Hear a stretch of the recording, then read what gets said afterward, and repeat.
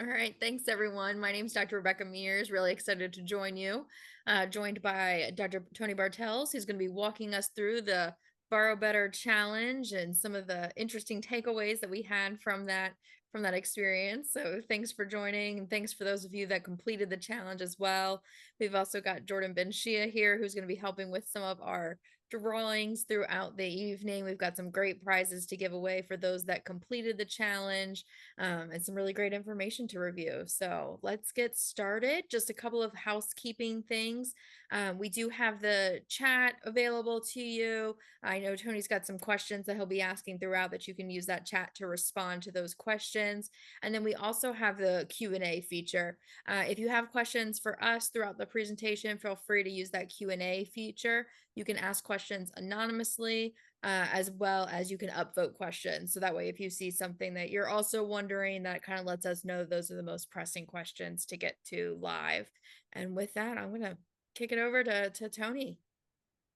Thanks, Becca. Yeah, and thanks everyone for joining, and thanks to those of you that completed the entries for the Borrow Better Challenge.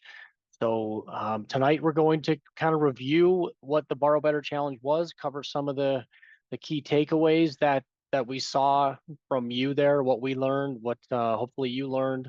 We'll talk a little bit about some best practices in terms of borrowing. We'll touch on repayment because so many of you asked about repayment in the Borrow Better Challenge. So we'll definitely cover some of those topics just briefly, and then we're going to draw some prizes too. So along the way, so anybody who completed the Borrow Better Challenge is entered in for the drawing for the prizes. You don't have to be in attendance tonight, but we know who completed those entries. And if you're here, great. And if not, we'll be notifying those folks as well to let them know that they won. So what was the Borrow Better Challenge? It was really to raise awareness around student loans and borrowing. Things have been so crazy lately on the student loan front that we wanted to just make sure everybody was focused on what's going on, and unfortunately too, this year the interest rates on student loans were higher than we've seen in quite some time. So we just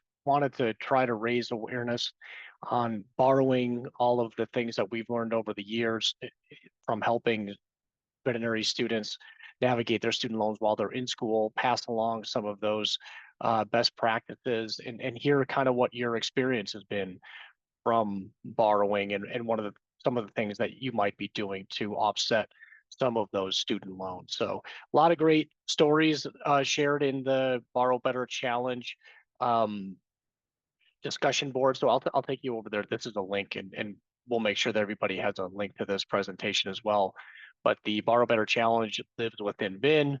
It's a special dedicated discussion, and this is what laid out all of the conditions for that. And you can also see all of the people who posted their entries into this message board discussion. And what you needed to do was create an in-school loan estimation, which is a tool on the VIN Foundation Student Debt Center, and answer about 6 questions that that we wanted to hear from you. So these were the questions here. Let me blow this up a little bit. So couple of just some takeaways generally from the submissions that were in there. There was about 60 submissions, or maybe a few less than that. So you've got about a 1 in 10 chance of winning the prizes here. But just some takeaways from the questions. So what do you think about the result? Does anything surprise you? Most people were surprised by the interest. That's one of the things that we wanted to raise some awareness of. I think most students tend to not consider the interest that accrues on student loans, and unfortunately that's one of the side effects of borrowing for graduate school. So veterinary school being graduate school, most of those student loans are going to accrue interest from the time you receive them, and with the interest rates being a little higher than they've been in previous years, it's going to add more interest, right? So we've kind of gone from one extreme to the other. So some of your colleagues who recently graduated benefited from some of the lowest interest rates we've seen in quite some time. And now, unfortunately, those of you that are borrowing this academic year are seeing some of the highest interest rates, right? So these are things that are outside of your control, but things that you're going to have to be aware of when it comes to understanding your student loan totals and what that looks like in repayment. It was probably an even split for estimation, higher, lower, or about the same, between higher and about the same. So a lot of you said that the estimate was higher. About an equal number said it was about the same, and only a handful of you said that it was going to be lower than you expected. Do you think you can return any of those recent funds? And we're going to talk about this 120-day return window. Pretty much that was a hard no on all of the replies in the message board about being able to return those funds within the 120-day window. There were a few of you that were thankful that you were aware of that or made aware of that option, and a couple of you might have taken advantage of it, but most of you were saying that, funds are pretty tight already. So, it's not possible necessarily for you to return. And that's okay, right? We're not trying to say that you have to. We just want you to be aware that that is an option. And that's going to be one of those topics we cover tonight in the Borrow Better, takeaways. Do you think you can beat your estimation before graduation? A majority of you don't think you can beat that, right? And interest being a big reason why. And most of you are saying that you're already kind of borrowing as little as you possibly can. That fifth question there, other sources of income. Most of you, if I can interject, or my interpretation of some of your answers may have been a little bit of annoyed by the hint that was given there. That was just to kind of give you an example of one possible thing that could be available, right? So we do see oftentimes veterinary students who say, hey, my family or somebody wants to provide some kind of assistance for me while I'm in school. What's the best way to do that?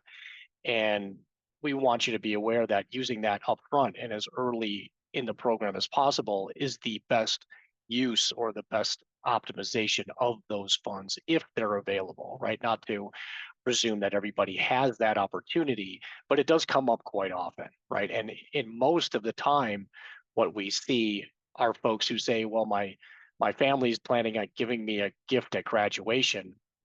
And unfortunately, if you're going to use that to pay your student loans, a lot of that's going to go towards interest, right? So if you can find that out, or that ahead of time, and you want to get more use, or you want your family to get a better bang for the buck, applying those funds upfront earlier in your education will have a bigger impact than waiting until you graduate.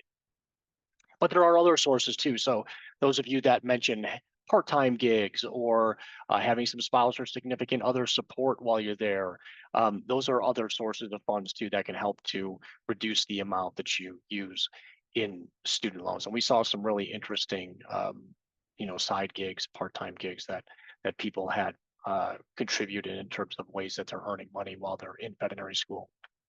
And then question number 6, probably unnecessary, right? A lot of NAs not answered, and those of you that did answer it, most of you wanted to know about repayment, right? So that's why we'll cover repayment tonight a little bit as well, just to scratch that itch, so to speak, talk about those repayment options that you will have. All right, Jordan, should we draw a prize winner for our first prize? Yeah, let's do it. Give me one All second. right. Let me share my screen over here, and we can go for the first prize. And I don't know, Tony, which one do you think we should do first? I mean, I would go with one of the DoorDash cards, since they seem to be very DoorDash popular. cards. All And we right. have 3 of them to give away Okay, tonight. so maybe, yeah, let's do the DoorDash cards. Those seem Right. pretty popular. Yeah. All right, here we go. Now you can only win once, just for clarification. So there will be no repeats. Oh, Savannah F. Okay, And that what is the school first winner. what school is Savannah F at? That's a good question. Let me take a quick gander here. Savannah F is in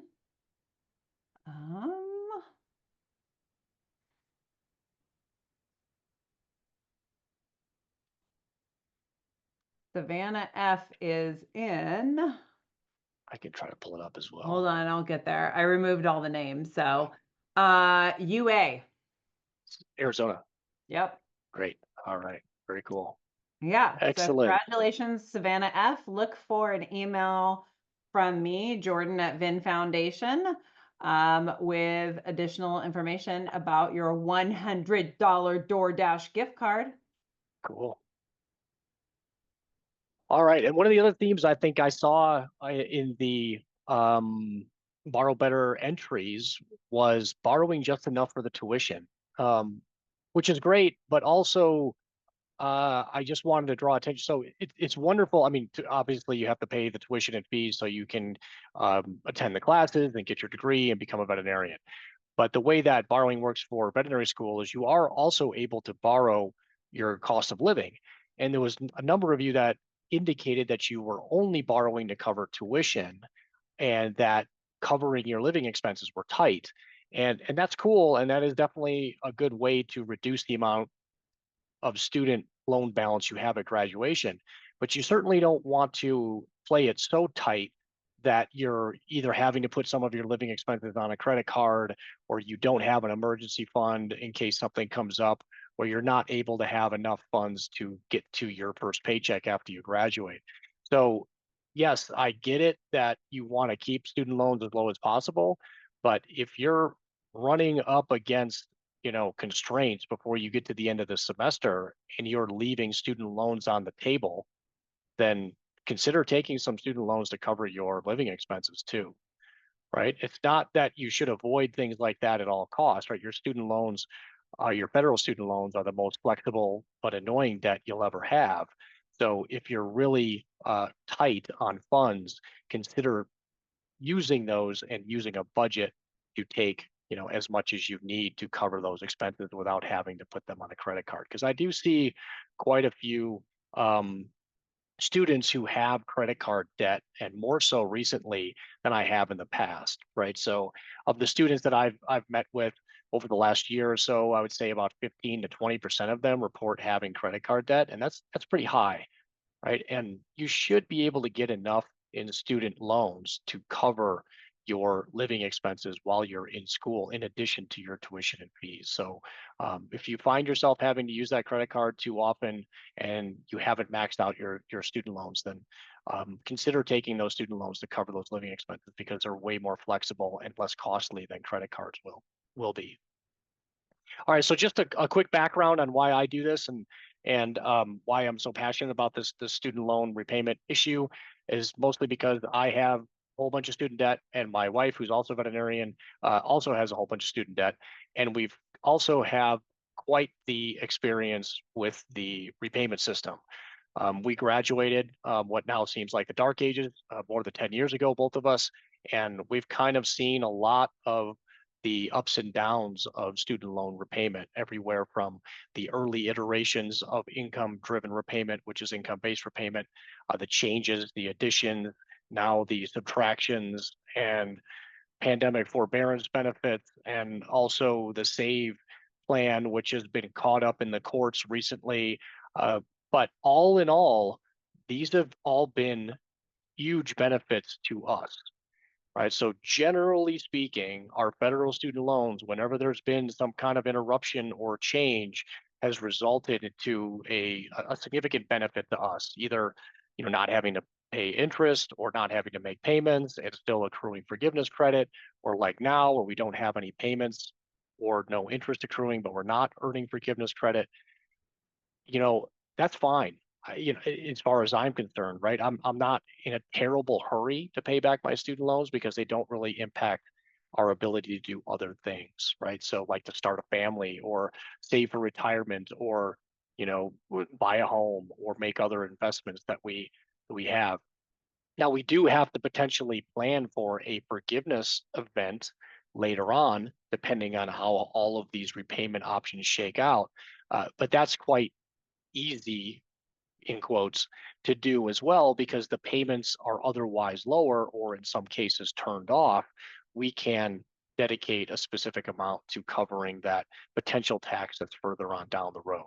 And that's what we're doing, right? So we have a dedicated fund or an investment account that we use to plan for that potential tax on forgiveness down the road. For us, it'll be about 13 years from now, and we're nearly to our estimated projected tax with 13 years to go, which means we're ahead of schedule, right? So we have enough on hand, and even if we need to add to that, we've got enough time to do that. And if we don't end up having to pay a tax in the end, then great, we've got a dedicated fund that we can pull from for other things down the road if need be. So these things are doable, and I could see that in some of those borrow better entries as well. A lot of anxiety around how am I ever going to pay this off, and I just kind of show this as an example of this is doable, right? And even with all of the ups and downs, most of those are in your favor, but it does require you to know enough about how these systems work in order to take advantage of them,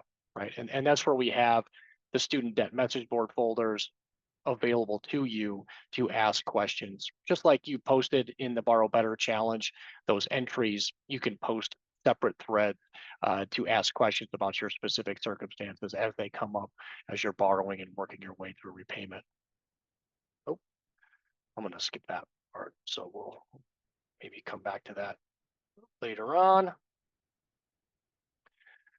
All right, so how do we make sense of our student loans? And many of you did this as far as the Borrow Better entry goes, right? So we do a student loan physical exam, which requires you to grab your student aid data file from the federal student aid website, right? So let's head over there now, because they're going to see a lot of stuff in there and some stuff that won't be in there, and we need to know how to handle that. So I'm going to head over to the studentaid.gov website.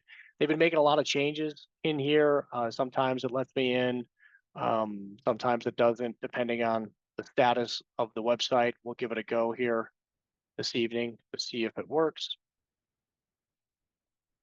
And then if it'll actually let me in. I know that a couple of times I've tried doing this recently, it has, they've been doing some updates behind the scene, and it doesn't actually take me to the dashboard. It will ask you to update your contact information, which is always a good habit to get into, especially as you're graduating. If you're going to move or change email addresses or have a different phone number, all of those pieces of information will be important as you get started in repayment. And you don't want to have all of that contact information pointing to your veterinary school address if you're not living there anymore. Let's see if it'll actually load today. This is kind of what it's been doing to me a lot lately. It partially loads, but doesn't quite pull up. But if it does pull up for you, what you're looking for is there's a button on the page that'll say view details. And if you click that view details button, you'll be taken to another page that will allow you to download your student aid data file. And that's what's going to contain all of your history and past and current borrowing details. And those details are what are going to be relevant to making sense of your federal student loans. So if it'll let me get to the dashboard, let's see. Doesn't look like it's going to play nicely for me here tonight. So we'll have to maybe forego that. But if you can grab that student aid data file at a later date, if you're not able to do it tonight, you can then take that over to the VIN Foundation My Student Loans tool, which I know is working because I was using it just before we started this evening. And Zoom makes everything go slower. Tony, I have mine pulled up. Let me share my screen here.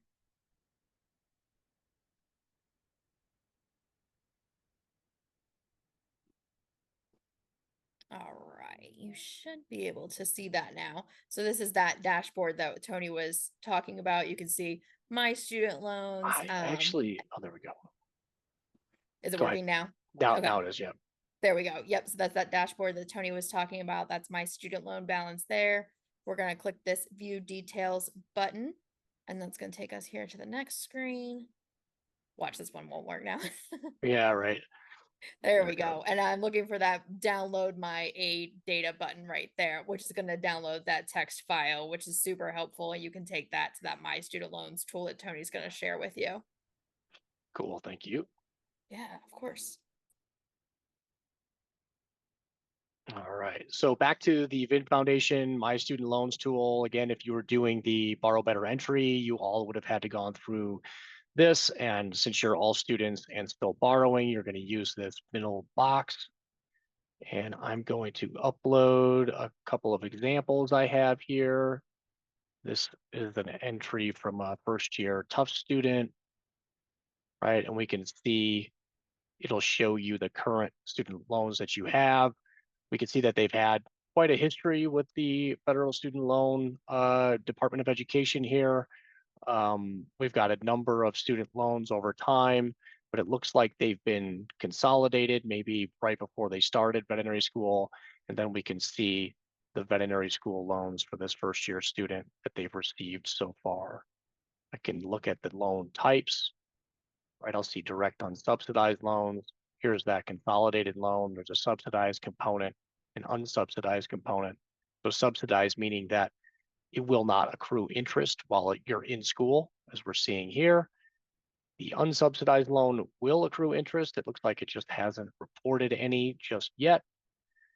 Right, and then we've got our grad, our loans that we've received for veterinary school here, which are starting to accrue interest, as well as our Grad Plus loans, which have also started to accrue interest. I do see it looks like they made a payment, or maybe in this case, it would have been a return of these funds during this semester, right? So we see a cumulative paid, and it was paid pretty much right on the same day that it was received. So I'm guessing that was an adjustment or was immediately paid back the date that they received those loan funds, because maybe they had some additional funds on hand or received some outside assistance that allowed them to do that. So we can see a lot of really useful information in this My Student Loans tool when we start looking at the differences in there. We can also see how the interest rates are a lot higher than they are on our undergraduate loans, right? And that's one of the things, one of the reasons why we were focusing on that Borrow Better challenge, just to raise that awareness. Then the next step after we have our My Student Loans upload in there and we're looking at our data, doing our physical exam of our student loans, we're going to send that information over to the in-school loan estimator. Right. And that will bring over as much of the relevant information as it can find, right? And then we can fill in the rest of the information for our given estimation. And I actually have the loan link for that one. This was the actual submission for this particular person, right? So they are a first year student at Tufts. We've already got our first year covered. It's in that student aid data file. We've got 3 years left to go, right? They're going to fill in how much they expect to borrow in direct loans. In this case, it's $81,850 assumed across those remaining 3 years. Now here's an area where, you know, again, why we wanted to do the webinar so we can review some of these findings. While the interest rates are 8.08 for direct unsubsidized loans this year and 9.08 for the Grad Plus loans, they're probably not going to be that high for the next 3 years, right? So we can make some adjustments there to better estimate what we think our graduation balance will be, right? So, and we'll go through this in a little bit more detail, but they're probably going to be a little bit lower and hopefully remain on the decline for the duration of your veterinary school, even if you're a first year student. I don't know exactly what they're going to be, but we'll see that unfold over the coming years. But we seem to have hit a peak in interest rates and we're starting to come down. So hopefully that will translate into some interest savings for you while you're in school. But as we can see here, it still adds a significant number to that, particularly for a private school like Tufts, or for anybody who's a non-resident at a state school. Those are going to, the more you borrow, the more interest you'll accrue, so the higher number that will be, right? So here we know what our graduation estimate is, and that's where we can answer some of those questions. Do we think this was higher or lower? You know, and then ultimately, how are we going to tackle this? So that was the essence of the Borrow Better challenge. And then from the in-school loan estimator, we can send those estimates to the loan repayment simulator, and that's where we talk about repayment, what repayment looks like. Should I use a standard plan, an extended plan, or maybe one of the income-driven plans, depending on what those are once we get there. All right, so we've touched upon this a little bit. The interest rates for unsubsidized loans for graduate school, so veterinary school, are 8.08%. Grad Plus loans are always 1 percentage point higher, so 9.08%. They also have higher fees associated with them. The fees are costs that are just taken right off the top when you receive the loans. You don't get that as usable funds. It goes back to the Department of Education for administering the programs. So you get charged the full loan amount. You just don't have those usable loan funds equal to those fees. You can only borrow a certain amount of direct unsubsidized loans. So for a 9-month academic year, $40,500. When you get later on, or depending on the school that you're attending, depending on the duration of those academic terms, you can have various term lengths that extend or increase the amount of direct unsubsidized loans you're allowed to receive. And then anything you need above and beyond that, up to the school's cost of attendance, is covered in those Grad Plus loans. If you can get health profession student loans, that's one way to reduce the amount that fall into that Grad Plus category. Or if you're not using Grad Plus loans, you can use those health profession student loans to decrease the direct unsubsidized loans. Health profession student loans are loans that are available at some schools, mostly state schools, but some private schools as well. Same for loans for disadvantaged students, right? So these are the lesser used loan types that I see veterinarians have, but they do help to decrease the interest that accrues during school and the amounts that fall into some of these higher priced student loan categories. Scholarships, I saw a lot of people talking about applying for scholarships, and that's great. Anything that you can get to reduce the loan funds that you need are certainly helpful. I generally recommend that we stay away from private, family, other loan arrangements. Some of you may have already brought some private loans to veterinary school with you, and that's fine. But we don't want to take out any more of those during veterinary school. And it should be unnecessary, since you're able to borrow up to that cost of attendance. And as unfavorable as that interest rate is, these are still much more flexible than any private loan that you're ever going to have, even if it's a loan from your family. So yeah, the probably encapsulated the most common answer we had about what surprised you was surprised, not really, but I was startled. The interest can be a pretty big number, as we demonstrated in that in-school loan estimation example. Tony, should we do a couple prizes? Yeah, sure. Here, let me stop sharing this time, because last time I don't think I saw it. So let's do a couple more. Yeah, we don't want to miss the wheel. I know, right? Okay. All right, let's do another DoorDash card.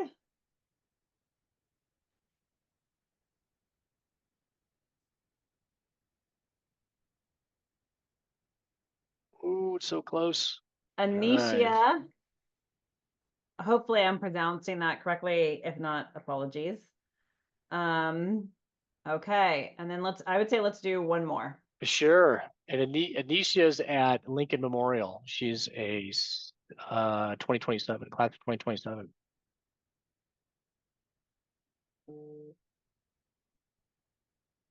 Olivia T.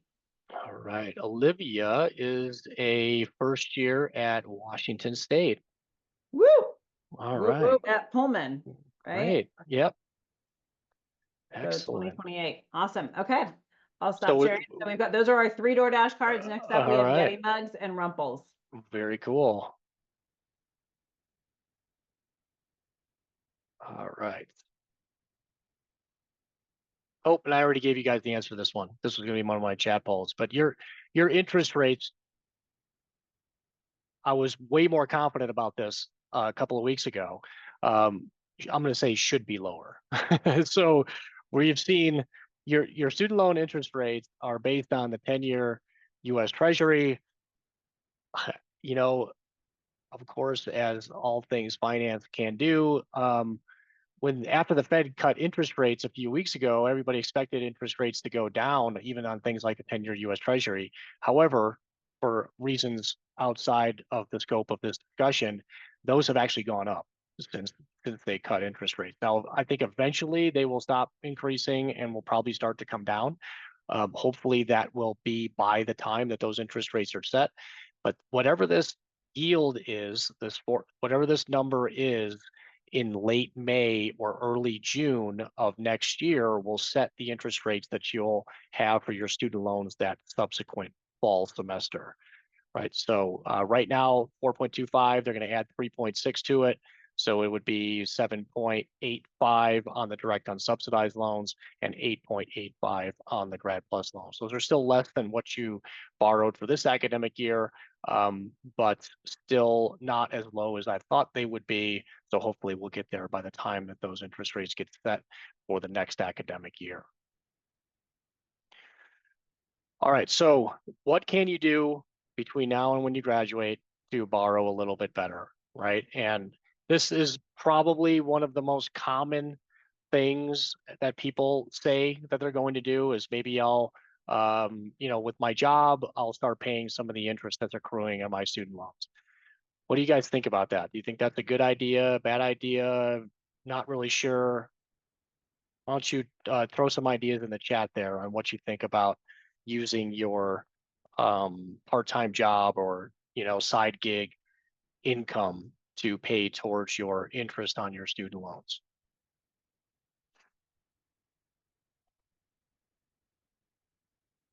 I see a bad idea, but with a question mark, so not very confident. Why might that be a bad idea? How about that? If you're going to put a question mark at the end of it, let's see why you think that might be a bad idea. Taylor, I see Taylor's been paying attention in the Borrow Better Challenge discussion. Thank you. So yeah, if you can make payments towards your student loans, you should probably be borrowing less, right? So borrowing less will reduce the principal, which will decrease the amount of interest that accrues. If you just make payments to cover the interest, you're not decreasing the principal, which means you're really not gaining any ground, right? And if you have that room in your budget to make payments towards your student loans and you're using student loans, it means that you borrow too much.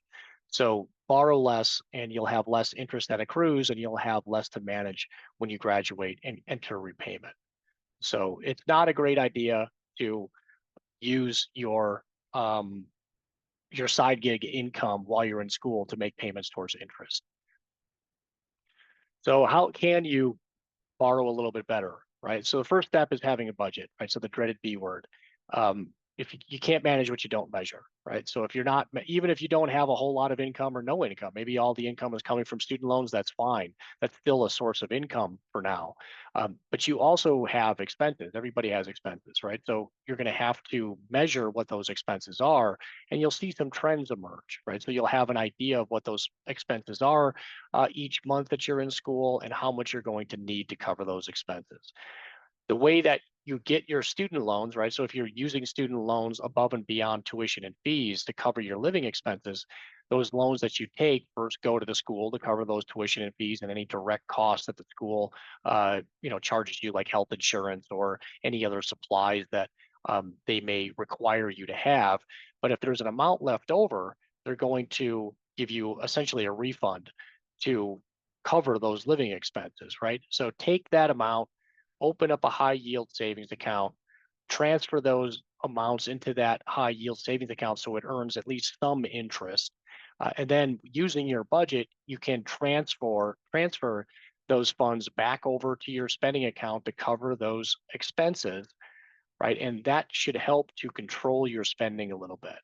Right, if you leave all of that money in that spending account, chances are you're going to spend through it all and maybe a little faster than you'd like.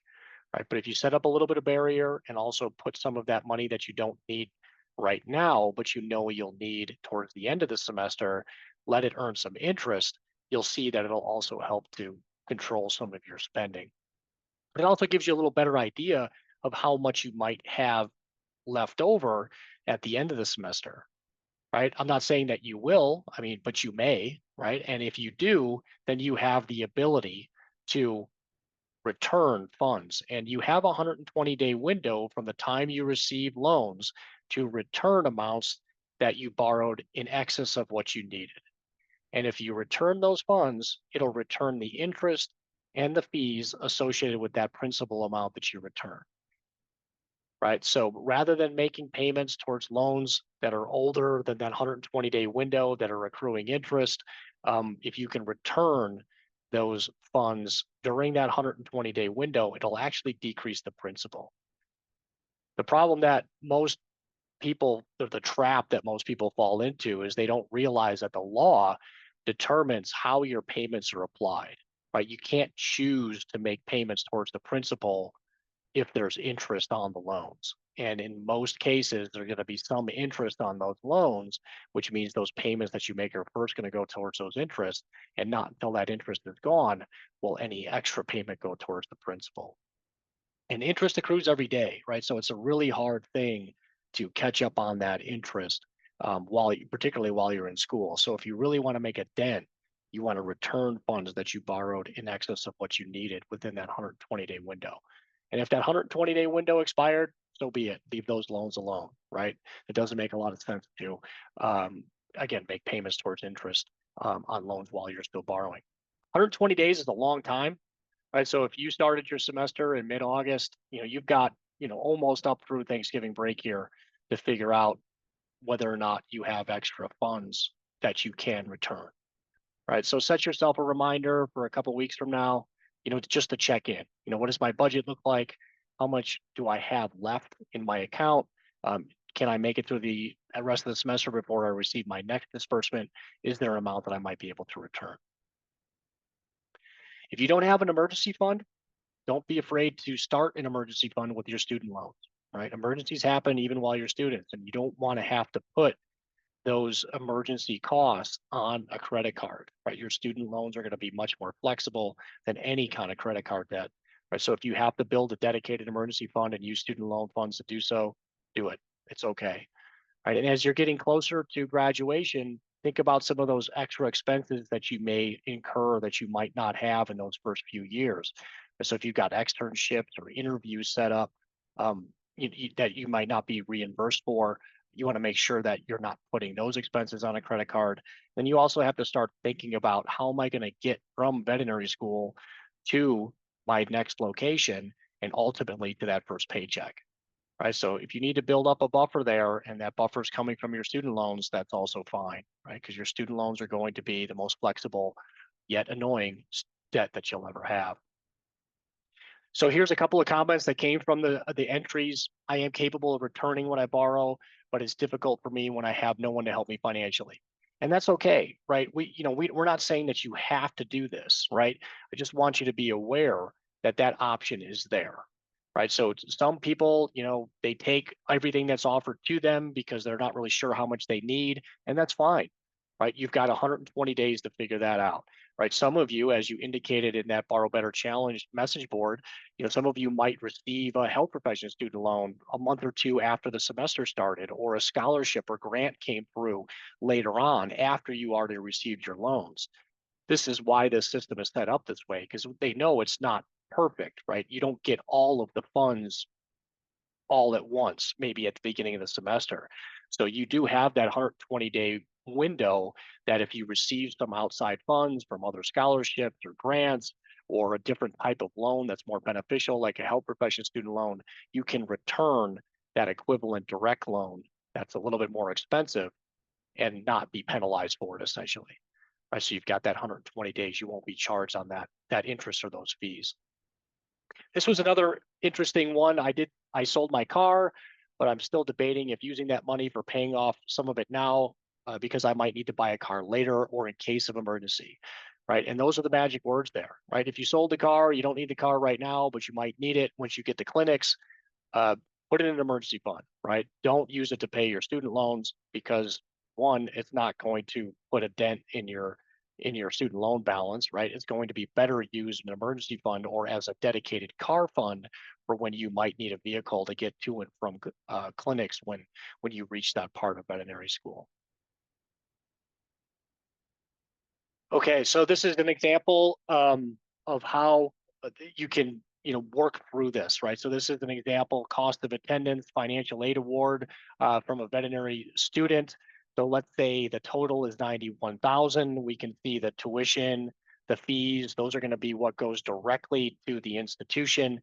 These books and supplies, housing and food, personal transportation, you may see some variations in those descriptions, but those are the amounts that the school says, hey, we'll offer you this to cover those types of expenses, but your budget might actually show something else, right? So this might, these are good estimates, but they may not be exactly what you need, right? Like housing and food. There are some schools that allow you to get essentially food stamps while you're a student, right? So UC Davis, Colorado State, I know, are specific examples of schools that allow students to apply for food stamps, right? And you can get up to $3,000 or so per year to cover food, right? And 3,000 times 4, $12,000, that's some pretty decent money to not have to borrow, right? So if you're attending a school that allows you to get things like that, you might be able to reduce how much you take in student loans based on that estimate that they're providing.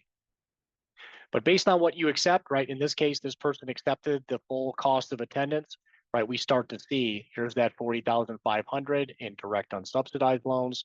Here's the 25,000 in this case. This person received 25,000 in health profession student loans, which is excellent. That's $25,000 that doesn't fall into the Grad Plus category, right? Now they're still using Grad Plus loans, which is perfectly fine, right? But there's these health profession student loans are helping to decrease the total amount that falls into that Grad Plus category.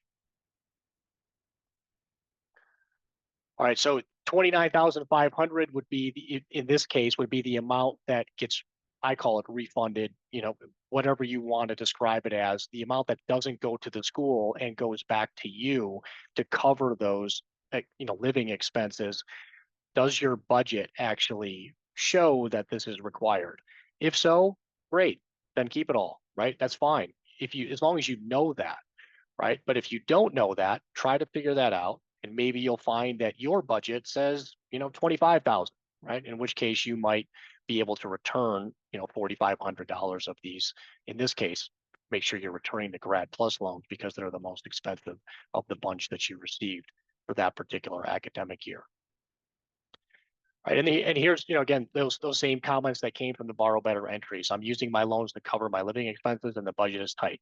Perfectly fine, right? If you know that and you know that you're going to need all those funds, keep them. That's great. Here's one too that came in, and this is why, another reason why we did the Borrow Better Challenge is to see some of the variations in the school programs. Now, recently, Lincoln Memorial started a cohort that starts veterinary school in January.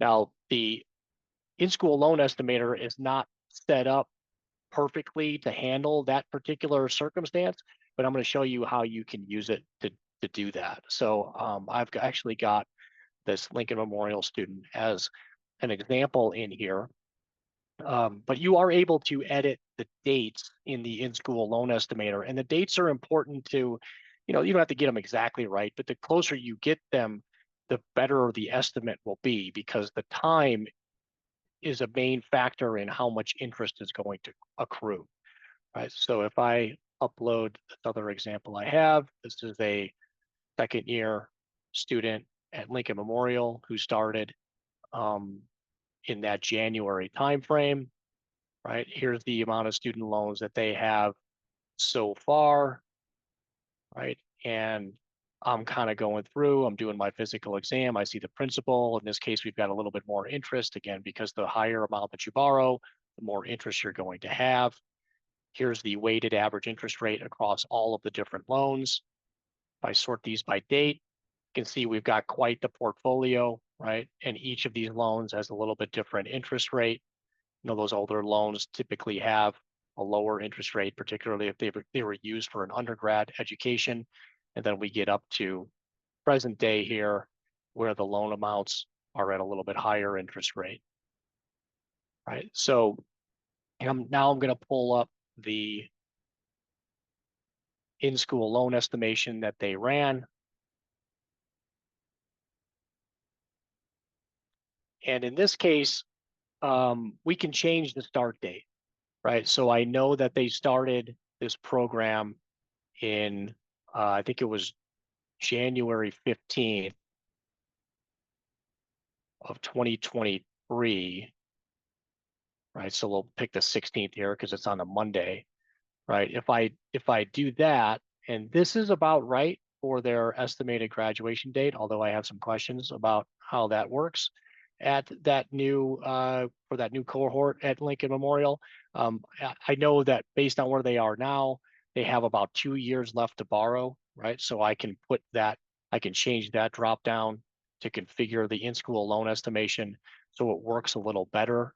And then I have another entry that I can use. And if we assume about the same scenario here, maybe they're going to receive an $8,000 scholarship and they're going to borrow another $75,316 to cover that expense. And like we said earlier, we're going to knock down these interest rates a little bit based on what the 10-year treasury is showing, which is actually a little bit higher right now. So maybe we'll do this, right? So I can generate or rerun that scenario and I can get a little bit closer potentially to what I think my graduation balance is going to be.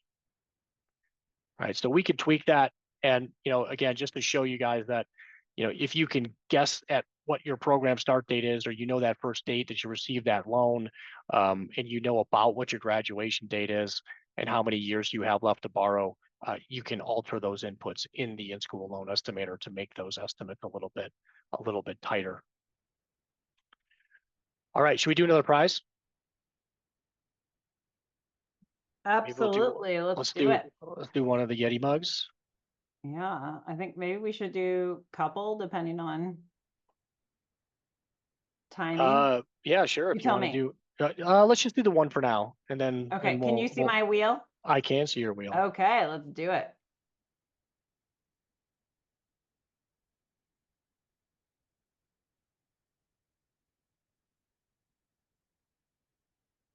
All right. Zobia S. All right. Zobia S. All right. Let me pull up unless you already know what school Zobia is from. I can in just a moment. I changed it a bit so that I could get just the first names. Oh, I've got it. St. Okay. George's. She's a first year at St. George's. All right. A Yeti right. mug coming your way. Yeah. Very cool. Okay, I think it's back to you for sharing. Yeah, Zobia looks to be here too, which is great.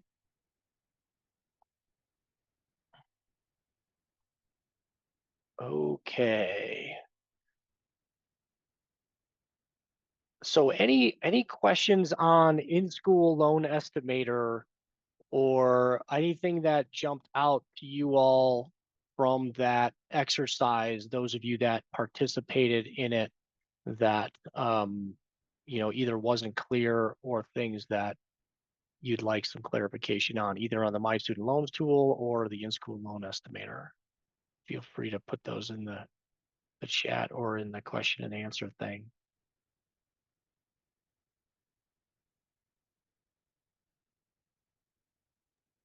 Cool. We'll run through some borrowing mistakes. Again, I know people try to avoid student debt as much as possible, particularly as how bad of a rap it gets, mostly in the news. But they are the most flexible yet annoying debt that you'll ever have, right? So don't avoid them for the sake of avoiding them, right? Avoid them to the extent your budget allows you to, right? But they're still going to be some of the most flexible debt you're ever going to have. Avoid paying interest on those student loans while you're in school. Avoid using retirement funds, whether they're your retirement funds or the retirement funds of your family, to avoid student loans. You're going to get a much bigger return on those tax advantage retirement funds, whether they're yours or your family's or somebody else's, than avoiding those student loans. Using your vet school loans to pay off undergraduate loans.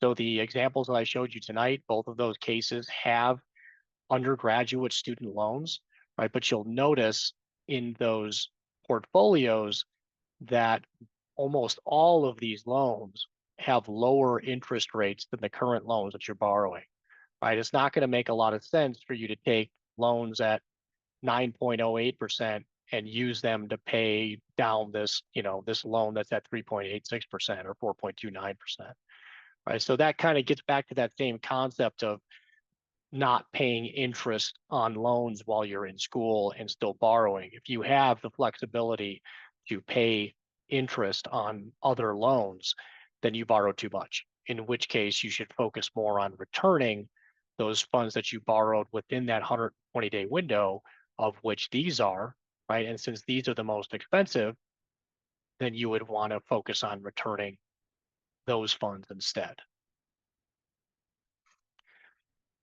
Not having a budget, right? Again, you can't manage what you don't measure.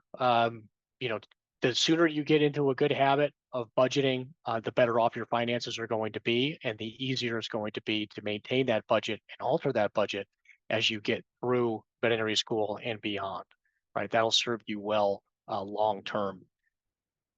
Borrowing more than your budget shows, right? Now, there's certain instances where you can do that, right? If you need to establish an emergency fund, if you've got less flexible debt, credit card debt, that you might be able to pay down using your student loans, provided that's going to be a one-time thing, right? We don't want to use our student loans to pay down our credit card and then just add more to the credit card, right? But if you have a budget and it was a one-time thing on your credit card to cover an unexpected expense and you didn't have an emergency fund and you've got some flexibility to pay off that credit card balance with your student loans, then do that, right? That's going to be a much more favorable loan than carrying that credit card debt through veterinary school. If you can return those excess funds within that 120-day window, try to avoid using that credit card if you have student loan funds on the table. And if you haven't received all of the funds that you were offered up to the cost of attendance, right? So again, one of the more common answers in the Borrow Better Challenge were that I'm only taking student loans to cover my tuition and fees, right? That's cool, but if it turns out you need more, you can always go back and request more, right? Up to the cost of attendance, right? So if you're only taking the tuition and fees and something pops up that you need more student loan funds, then go get them, right? They're going to be much more useful to you than using a credit card. And I did see a lot of that in there, that people were saying that I already have a tight budget and I'm not necessarily making it through the semester. Make sure that you're exploring all of the funds that you do have available to you. Those student loan funds are extremely helpful and available to you.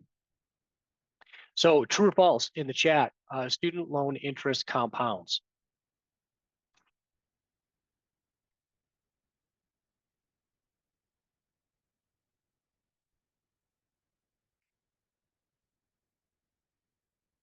Anyone have any thoughts on that? Anybody know what compounding is? This is another one of those, I hear it all of the time kind of things, right? I need to pay off the interest on my loans because it's compounding. Your federal student loans do not compound, right? The interest will accrue, but it's what's called simple interest, which means they calculate the interest accrual based on your principal, but they track that in a separate unpaid interest bucket, right? So this interest is not accruing you or is not charging you additional interest until or unless it gets added to the principal. And that does not happen regularly. There are special events that could trigger that, right? But that does not happen while you're in school. And it does not happen while you're in repayment, right? So it's one of the aspects of federal student loans that makes them very flexible. Oh, so here's one of the comments that I saw that kind of matches some of those other ones. So in regards to the question about borrowing less, right? No, unfortunately, I cannot borrow less since I don't receive enough to cover everything. I don't take out anything for living expenses above tuition, so at least that's a plus.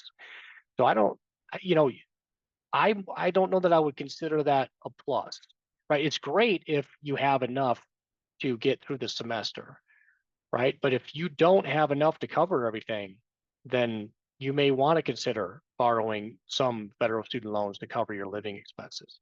right? Because unless you have some outside source of funding that's helping you cover those expenses, chances are this is ending up on a credit card, right? Or it's, stealing away from somebody else's financial wellness, right? And that's really unnecessary. You can use those federal student loans to cover your living expenses as well. All right, so let's just quickly touch on repayment in the next few minutes here, and then Should we do another prize real yeah, quick? let's do that. Yeah, let's do that Okay. before we do that. It's a good natural break there. So let me stop sharing. We'll do another Yeti mug, and then just a little bit on repayment.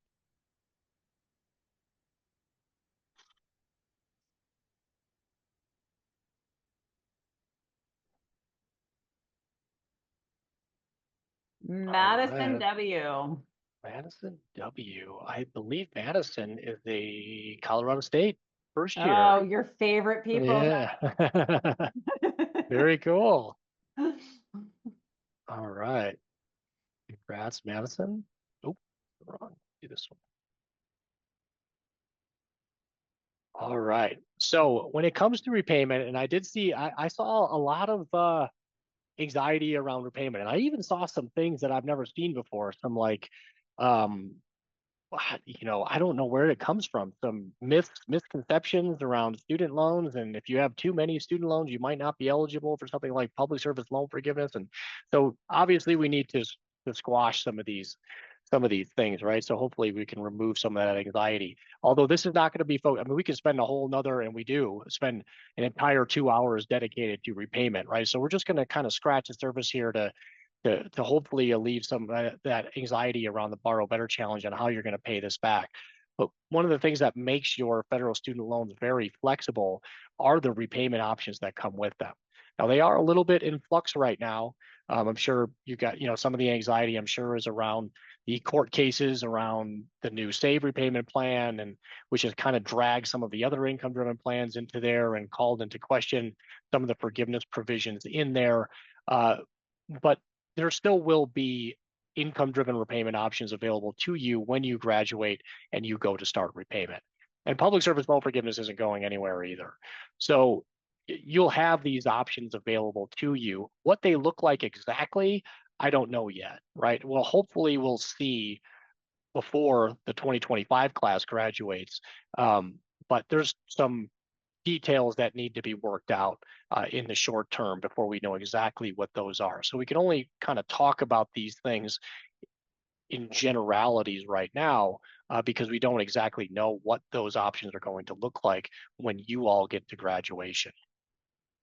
So, but they still, even if we lose SAVE or some of the forgiveness options that are out there, there are still other forgiveness plans and income-driven repayment options available to you that aren't in jeopardy. And chances are, if we do lose some, we're going to see some other attempt to add something different back in, right? We've seen nothing but changes to this system over the years. And just because, a court decides maybe SAVE isn't legal under its current construction, doesn't mean that's the end of the story. Chances are we're going to see another attempt at something that looks like that. So what we want you to focus on are what we know are going to be the best practices to set you up for repayment success.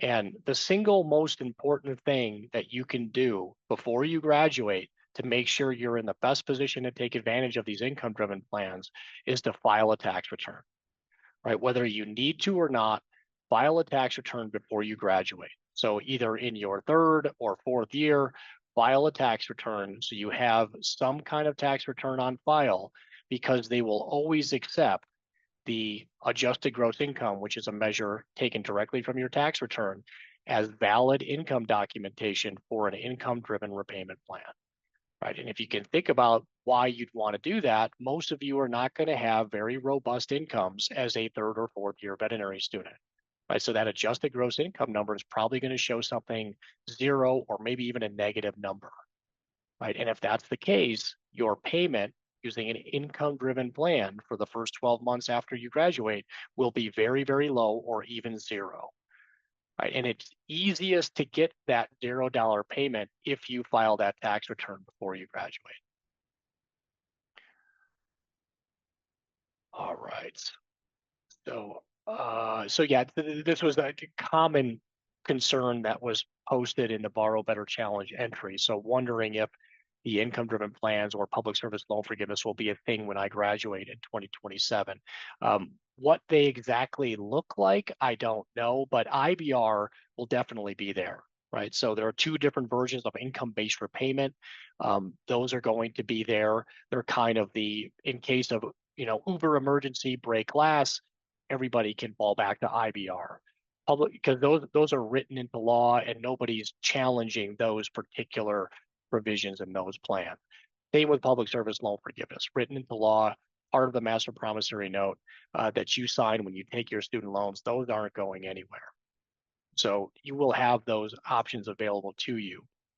And to take advantage of them, you want to make sure you file that tax return before you graduate. If you're married before graduate, you may even consider filing your tax return separate from your spouse, right? It really depends on your specific circumstances. Those are things that we cover in the student debt message board area if you want to dive deeper into those. And then after grace period, or after you graduate, your student loans will enter a grace period.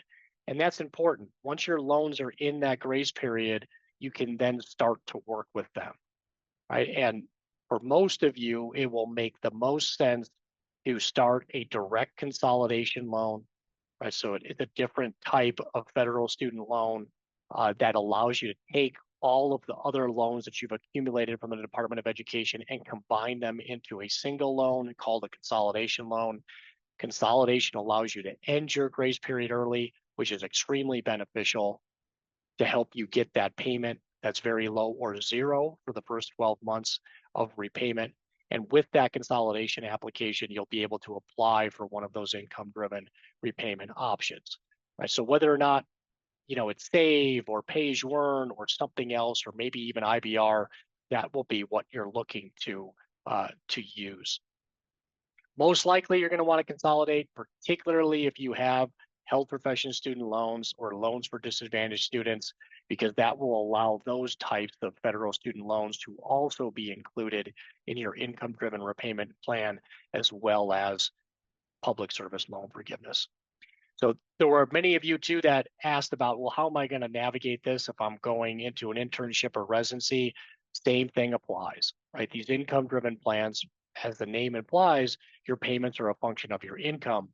So if you're earning a low income while you're doing an internship or residency, your payment will be very low or even zero, right? And that's going to be more beneficial than using something like deferment, right? Because you could still earn credit towards forgiveness and maybe even public service loan forgiveness. And I do want to clear up this, the one that I saw that worried me the most was somebody who said, their classmates or maybe even their veterinarian colleagues who were at that institution were telling them that if you borrow above a certain amount, you can't get public service loan forgiveness. And that is absolutely not true, right? The only requirement for public service loan forgiveness is that you have federal direct loans, right? Which the overwhelming majority of you will have. Some of you will have health profession student loans or loans for disadvantaged students, but if you consolidate them into a direct loan, that will make them eligible for public service loan forgiveness, no matter how much the balance is, right? And then the rest of it depends upon the plans that you're using, right? An income-driven plan qualifies for public service loan forgiveness, and then the work that you're doing, right? So as long as you're working for a nonprofit, 501c3,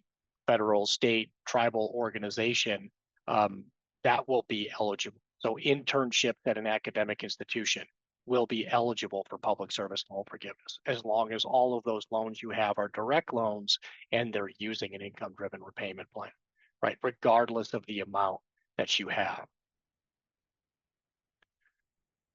All right, and there's a lot of other content in here we'll make sure that you guys have. I don't want to go too far into that. We'll worry about that when you're getting closer to repayment, and we'll do webinars, and maybe we'll even do a challenge as we get closer to graduation season that's focused specifically on repayment that was similar to the Borrow Better challenge, but it'll be maybe a Repay Wiser challenge.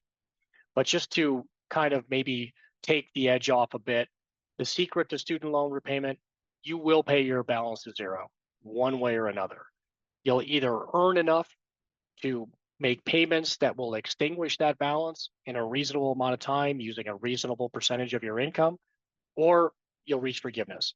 Right? Either pathway is fine. Right? Your federal student loans are the most flexible but annoying debt you'll ever have. We're experiencing particularly some of the more annoying components of it right now, but at the same time, we're also experiencing the benefit of it. Right? I know that I don't have another payment due on my student loans for at least another 6 months based on the announcement that just came out this week, regardless what the courts decide, and I'm not going to accrue any interest on my student loans, right? So that is a wonderful place to be, right? Our loans are essentially in suspended animation, right? And whatever falls out next, we'll worry about that once we find out those details. That helps me to work on other more critical areas of my overall financial wellness. And again, it's not costing me anything extra while my interest is turned off and my payments are turned off. Oh, all right. So let's do, how many drawings we have left? Is it just the one? Yep, we have just one for a VIN Foundation rumple blanket. All right, let's do that. So I'm going to stop sharing and we'll Let's do the do last it. drawing here.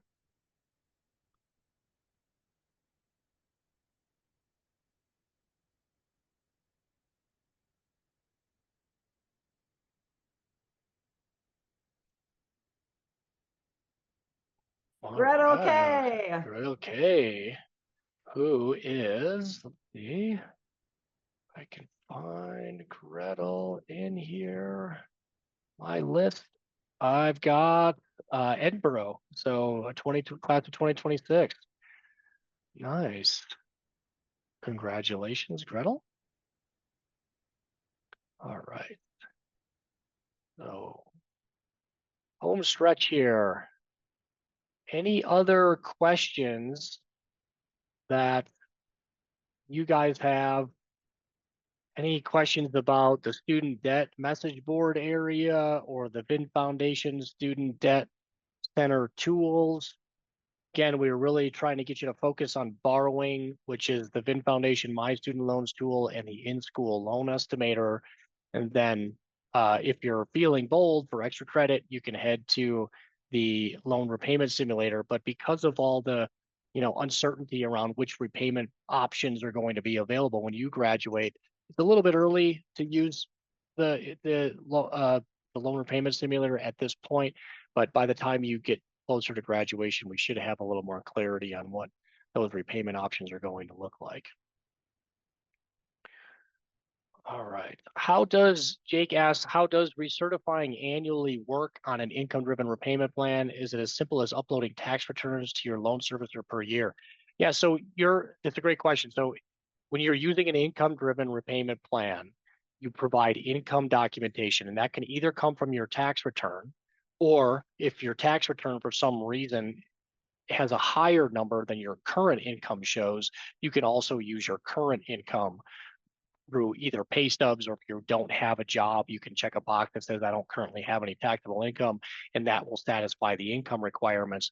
But that sets your payment for the following 12 months. And as you approach the end of that 12-month period, right, so about 30 to 40 days before that anniversary, that 12-month anniversary, you have to provide updated income information. And that same process will apply. You'll either use a recently filed tax return, or if that tax return is an overrepresentation of your income, then you'll use more current income information that you might have. So something like a pay stub, or again, if you're in between jobs or you don't have any taxable income, you can check a box that says I don't have any taxable income. So yes, in most cases, you're going to use that tax return. In certain circumstances, it doesn't make sense to use that tax return, and there is a separate process to handle that as well. But at least once a year, you will provide updated income information while you're using an income-driven plan. And if your income decreases for any reason, you can also then say, hey, I lost my job, I changed my job, I went on family leave, whatever the case is, I experienced a decrease in my income, I can submit to have my payment recalculated. And they will recalculate that payment, whether it's time for you to do your income renewal or not. And that will update your payment for the subsequent 12 months and then the same process repeats, right? So as you get closer to the end of that 12-month period, you'll provide updated income information at that time to have your payment recalculated.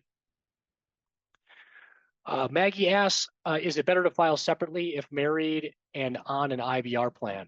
It depends, and it depends on a lot of stuff. And that's some of the things that we spend a lot of time covering over on the VIN Foundation Student Debt Message Board area. And that gives me an excuse to kind of show you how you can get there from the Student Debt Center tools. Right, so some of you probably already figured this out, but when you're using the VIN Foundation Student Debt Center, if you're not already logged into VIN, and every veterinary student has free access to VIN, so if you haven't activated that access, I would encourage you to do that. You can log in using your VIN username and password. Here you can see it knows that I'm logged in, but it'll also show you a direct link to the Student Debt Message Board area, right? And in here, there are thousands of these discussions dedicated to student loans, in addition to the, nearly infinite amount of material that is related to clinical information on VIN. We have a special little corner carved out where we talk specifically about student loans and repayment and borrowing, right? So that was where the Borrow Better Challenge lived. This is also where your fellow colleagues ask questions about student loans and repayment, particularly about filing married and jointly, filing married separately versus married jointly. And it depends on a couple of things, and you'll find those in here in these discussions. But if you're married and you're the one with student debt and your spouse does not have student debt and your spouse also has a job, then it generally favors filing separately, right? But not always, right? It really depends on what your student debt numbers are, what your income is, what your spouse's income is, even what state you live in, right? Because if you live in what's called a community property state, then there can be certain differences in what your income information looks like if you file separately versus jointly. But for the time being, the best I can do is tell you that two rules of thumb: if you are married to somebody who doesn't have student debt, generally favors filing separately. If you're both in student debt and you both have similar incomes, then it will generally favor filing jointly, right? But those are about the only two general rules of thumb I can give you. Other than that, we have to dive into your specifics to really help make a recommendation on that. You can use the VIN Foundation Student Loan Repayment Simulator to help see what the differences would be if you were to file jointly versus separately, but then you're also going to want to visit with a tax accountant to see what the consequences from a tax standpoint would be if you file separately versus jointly. All right, Diego asks, where do we find more info on health profession student loans from the financial aid offices in our school? Yep, absolutely. That is a great place to start. So not every school are going to have those health profession student loans. Most of the state schools do, but not all of them. So I would visit with your financial aid office, and then they may require you to provide income information about your parents, right? So they're need-based loans, and one of the measures they use to determine whether or not you're eligible for those are your parents' financials, right? So they may have you provide that financial information. Now, your parents' financial information has no impact on your direct loan eligibility, but it might be required for helping you determine whether or not you can receive those health profession student loans. All right, any other questions while we're here? Maybe I'll just pull up those. Here was that Borrow Better discussion, right? There was a lot of really good insights offered in terms of these answers. So I encourage you guys to dive in and see what you can learn from your colleagues about the various ways that they're handling their student loans. There's even some really cool examples of like side gigs that people are doing while they're in school that came up. That probably the most interesting answer there I saw was somebody that has a mobile coffee stand that they're using to, that they do for different events and things around town, and seem to be doing very well with that. So that was pretty cool. Oh, I see Diego had a follow-up there. Are health profession student loans different from a federal loan? They are a type of federal student loan, but they're administered through your school, right? So they don't show up in your student aid data file, but you can add them separately, right? So if you upload your federal student aid file like we showed here earlier, if you've got health profession student loans, you can add them in here, right? So like that one example we showed earlier, they had $25,000 of health profession student loans. You could add that in if you know you have those. They're usually going to be from your school, or maybe the servicer could be Heartland, is a company that is often servicing those health profession student loans, but they are a type of federal student loan. They just don't live in this student aid data file.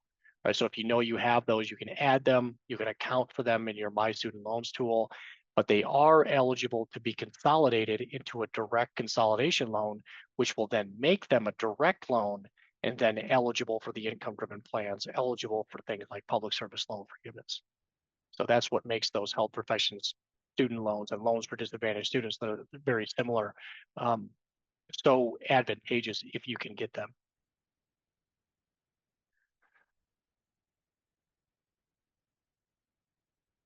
All right, great.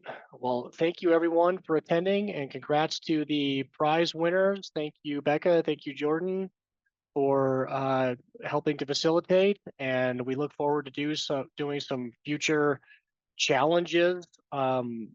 We'll make sure that everybody that registered here gets a link to these materials, and we'll put a link to these in the Borrow Better Challenge discussion as well. And keep asking those questions. Feel free to post them. Even though the challenge is over, you can feel free to post in that thread, or you can even start your own, and we'll learn from each other in terms of answering your questions and making sure your colleagues get to learn from those answers as well. Yeah, everybody Yeah, take a look from your email within the next couple days from studentdebt@vinfoundation.org. You'll get a follow-up email with the recording and additional information. And congratulations to the winners. Keep a lookout in your email box from Jordan or Taylor emailing you with further information. Thanks, Tony, for such a great challenge and just wrapping all of this up with some of those best practices and tips and tricks. We really appreciate it. Cool, great. Well, thanks everyone, and have a good rest of your evening, and we look forward to helping in any way we can.